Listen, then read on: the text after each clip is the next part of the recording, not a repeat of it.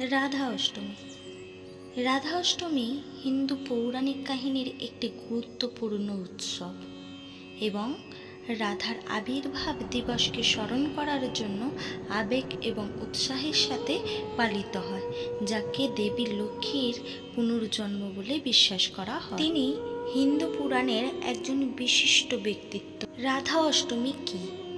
রাধা অষ্টমী রাধা জয়ন্তী নামেও পরিচিত। রাধার জন্মবার্ষিকী, যিনি দেবী লক্ষ্মীর পুনর্জন্ম। এই শুভ দিনটি ভাদ্রপদ মাসের শুক্লপক্ষের অষ্টমী তিথিতে পড়ে। দিনটি ভগবান কৃষ্ণ এবং রাধার মধ্যে প্রেমের নিঃস্বার্থ এবং বিখ্যাত বন্ধনকে সম্মান করে। মানুষ এবং ঈশ্বরের মধ্যে একটি অনন্য সম্পর্ক। এই শুভ দিনে সারা দেশের মন্দিরে বিশেষ পূজা ও প্রার্থনার আয়োজন করা হয়। উদযাপনগুলি বিশেষ করে বৃন্দাবন, মথুরা এবং বারসানায়, যা রাধার জন্মস্থান, এবং ইস্কন মন্দিরে, যেখানে ভক্তরা পরম ভক্তি সহকারে দেবী রাধা এবং কৃষ্ণের উপাসনা করে, যেখানে বিশেষভাবে মহিমা ও জাঁকজমকের সাথে উদযাপন করা হয়। ভগবান কৃষ্ণ এবং রাধার মধ্যে পবিত্র সম্পর্ক বোঝার জন্য সর্বপ্রথমে এবং সর্বাগ্রেহে যা করতে হবে তা হলো মন খারাপ এবং অশুদ্ধ চিত্তা পরিষ্কার করা। একবার এইগুলি আমাদের মন থেকে মুছে ফেলা হলে আমরা রাসলীলার প্রকৃত অর্থ দেখতে এবং বুঝতে সক্ষম হব। স্বতন্ত্র আত্মা উপলব্ধি করে যে এটি সর্বজনীন আত্মার অংশ, যা একটি ধারাবাহিকতা রাধা কৃষ্ণের সাথে বিদ্যমান, তাকে ছাড়া নয়। তিনি স্বতন্ত্র আত্মা এবং কৃষ্ণ সর্বজনীন আত্মার প্রতিনিধিত্ব করেন।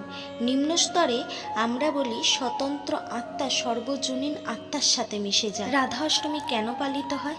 রাধা অষ্টমী রাধারানীর জন্মবার্ষিকী উপলক্ষে পালিত হয়।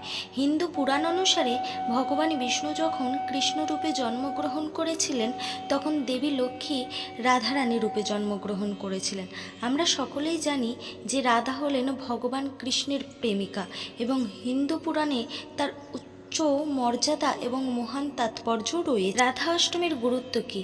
শাস্ত্র অনুসারে রাধা এবং ভগবান কৃষ্ণের মধ্যে প্রেমকে সবচেয়ে শুদ্ধতম প্রেম হিসেবে গণ্য করা হয়, যা এমনকি দুই ব্যক্তির মধ্যে ছিল।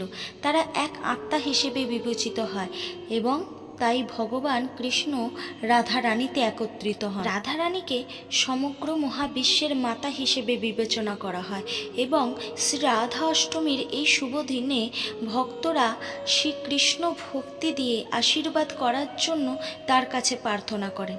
রাধা অষ্টমী উপবাস এবং রাধা কৃষ্ণের পূজা একজন ব্যক্তিকে তার সমস্ত পাপ থেকে মুক্ত করতে সাহায্য করতে পারে। রাধা অষ্টমী একটি প্রধান দিন এবং এটা বিশ্বাস করা হয় যে যারা এই দিন উপবাস করেন তারা জীবনে সুখ ও সমৃদ্ধি লাভ করেন।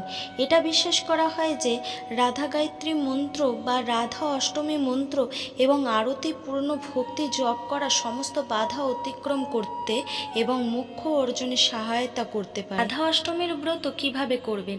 বিভিন্ন উপায়ে ভক্তরা শ্রী রাধা অষ্টমীর সর্বোচ্চ দিনে ব্রত পালন করেন, কিন্তু রাধা অষ্টমীর ব্রত বিধির জন্য প্রচলিত এবং বহুল গৃহীত উপায় হলো, প্রথমে সকালে স্নান করুন এবং পরে মণ্ডপে নিচে একটি মণ্ডল তৈরি করুন এবং রাধার মূর্তি স্থাপনের জন্য মাঝখানে মাটি স্থাপন করুন। দেবী রাধার মূর্তিকে স্নান করানো হয় এবং পবিত্র জল বা পঞ্চামৃত অভিষেক করানো হয়।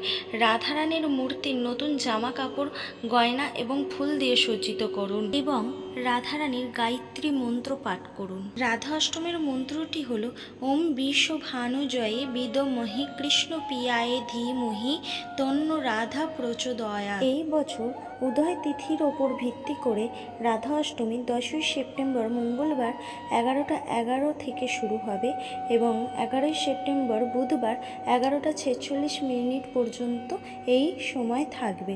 রাধা অষ্টমী সারা দিন পালিত হলেও প্রাথমিক উদযাপন বিকেলে অনুষ্ঠিত হয়। যদি ইনফরমেশন ভালো লাগে তবে কমেন্টে একবার হরে কৃষ্ণ বলে যাবেন। রাধে রাধে।